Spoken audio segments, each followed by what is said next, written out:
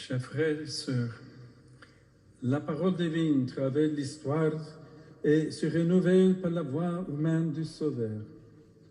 Nous entendons aujourd'hui l'Évangile, bonne nouvelle pour tous les temps, dans cette basilique d'Annaba, dédiée à Saint Augustin, évêque de l'antique Hippone. Les lieux qui nous accueillent ont changé de nom au fil des siècles, mais les saints restent nos patronnes et sont les témoins fidèles du lien avec la terre qui vient du ciel. C'est cette dynamique que le Seigneur met en lumière dans la nuit avec Nicodème.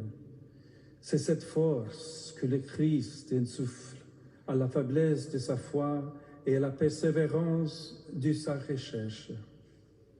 Envoyé par l'Esprit de Dieu, dont on ne sait ni d'où il vient ni où il va, Jésus est pour Nicodème un hôte particulier. Il l'appelle à une vie nouvelle en confiant à son interlocuteur, mais à nous aussi une tâche surprenante. Il vous faut naître d'en haut. C'est l'invitation adressée à chaque homme et à chaque femme qui cherche le salut. La mission de toute l'Église et par conséquent de la communauté chrétienne en Algérie jaillit de l'appel de Jésus, renaître d'en haut, c'est-à-dire de Dieu. Dans cette perspective, la foi triomphe des épreuves terrestres et la grâce du Seigneur fait fleurir le désert. Mais la beauté de cette exhortation s'accompagne d'une épreuve que l'Évangile nous appelle à traverser ensemble. Les paroles du Christ ont en effet toute la force d'un devoir. Vous devez renaître de nouveau. Cet impératif résonne à nos oreilles comme un commandement impossible. Nous comprenons cependant, en écoutant attentivement celui qui le donne, qu'il ne s'agit ni d'une imposition sévère, ni d'une contrainte, et encore moins d'une condamnation à l'échec. Au contraire, le devoir exprimé par Jésus est un don de liberté, puisqu'il nous révèle une possibilité inespérée, renaître de nouveau grâce à Dieu. Il nous faut donc le faire, selon son volonté aimante, qui désire renouveler l'humanité en l'appelant à une communion de vie partant de la foi. Alors que le Christ nous demande de renouveler complètement notre existence, il nous donne aussi la force de le faire. Saint Augustin en témoigne, lui qui prie ainsi: « Donne au Seigneur ce que tu commandes et commande ce que tu veux. » Alors, lorsque nous nous demandons comment un avenir de justice et de paix, de concorde et de salut est possible, nous posons à Dieu la même question que Nicodème.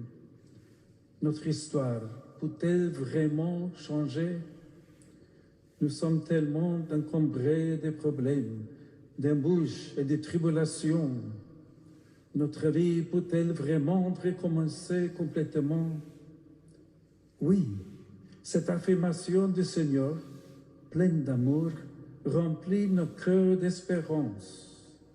Peu importe à quel point nous sommes accablés par la douleur ou le péché, le crucifié porte tous ses fardeaux avec nous et pour nous.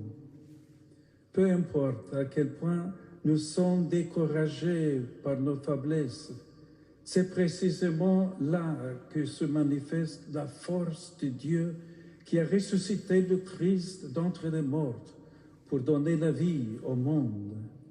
Chacun de nous peut faire l'expérience de la liberté, de la vie nouvelle qui vient de la foi dans le Rédempteur. Une fois encore, Saint Augustin nous en donne l'exemple. Il faut voir d'abord sa conversion avant de le considérer pour sa sagesse. Dans cette renaissance, providentiellement accompagnée par les larmes de sa mère, Sainte Monique, il est devenu lui-même en s'écriant « Je ne serais pas mon Dieu, je ne serais pas du tout si tout n'était pas en moi. Au mieux, je ne serais pas si je n'étais en toi. » Oui, assurément, les chrétiens naissent d'un eau, régénérés par Dieu en tant que frères et sœurs de Jésus. Et l'Église, qui les nourrit par les sacrements, est une scène maternelle accueillante pour tous les peuples de la terre. Comme nous venons de l'entendre, les actes des apôtres en témoignent en décrivant les styles qui caractérisaient l'humanité renouvelée par l'Esprit Saint. Aujourd'hui encore, nous devons accueillir et mettre en œuvre cette règle apostolique et la méditant comme un critère authentique de réforme ecclésiale. Une réforme qui, pour être vraie, commence par le cœur et qui, pour devenir efficace, concerne chacun. En premier lieu, en effet, la multitude de ceux qui avaient embrassé la foi n'avaient qu'un seul cœur et une seule âme. Cette unité spirituelle est une concordia, un mot exprimant bien la communion des cœurs qui battent à l'unisson parce qu'ils sont unis à celui du Christ. L'Église naissante ne repose pas sur un contrat social, mais sur une harmonie dans la foi, dans les sentiments, dans les idées, dans les choix de vie. Harmonie qui a pour centre l'amour de Dieu fait homme pour sauver tous les peuples de la terre. En second lieu, nous admirons l'effet concret de cette unité spirituelle des croyants. Tout était commun entre eux. Tout le monde a tout, en participant au bien de chacun comme les membres d'un seul corps. Personne n'est privé de quoi que ce soit, puisque chacun partage ce qui lui appartient. En transformant la possession en don, ce dévouement fraternel n'est utopique que pour les cœurs qui rivalisent entre eux et pour les âmes avides en faveur d'elles-mêmes.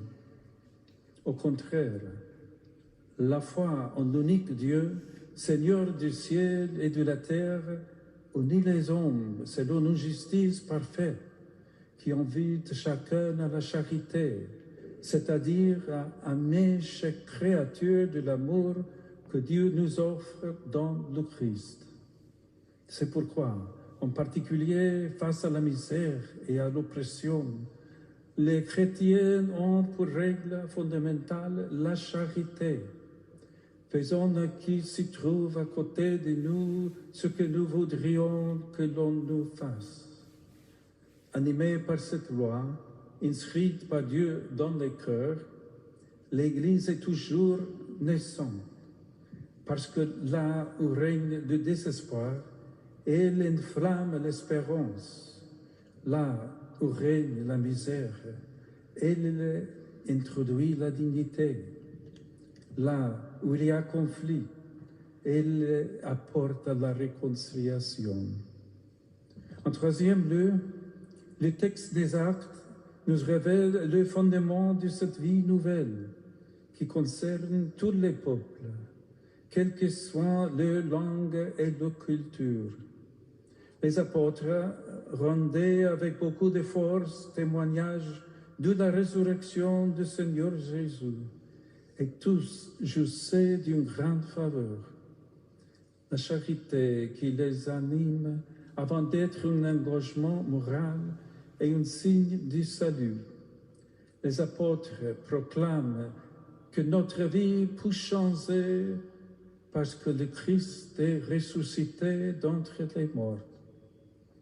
La première tâche des pasteurs, ministres de l'Évangile, est donc de rendre témoignage à Dieu d'un seul cœur, d'une seule âme devant le monde, sans que les préoccupations ne nous corrompent par la peur, ni que les mots ne nous affaiblissent par les compromis.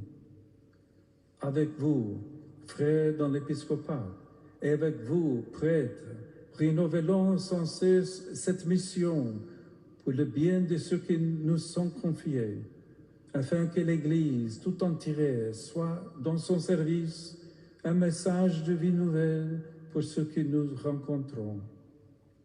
Sur cette terre, ces chrétiens d'Algérie, restez un signe humble et fidèle de l'amour du Christ. Témoignez de l'Évangile par des gestes simples, des relations authentiques et un dialogue vécu au jour le jour. Vous donnerez ainsi sauveur et lumière là où vous vivez.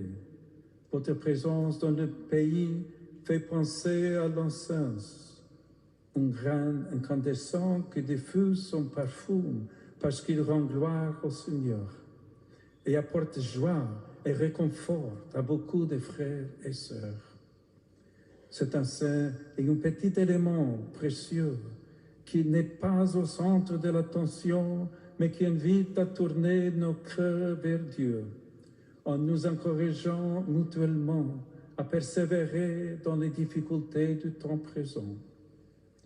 La louange, la bénédiction, la supplication s'élèvent de l'incensoir de notre cœur en répandant la suave odeur de la miséricorde, de l'aumône et du pardon.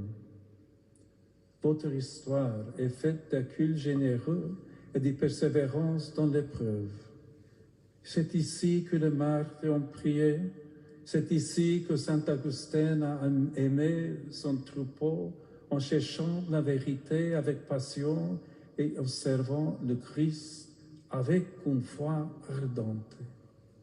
Soyez les héritiers de cette tradition en témoignant dans la charité fraternelle, de la liberté de ceux qui naissent dans nous comme une espérance du salut pour le monde.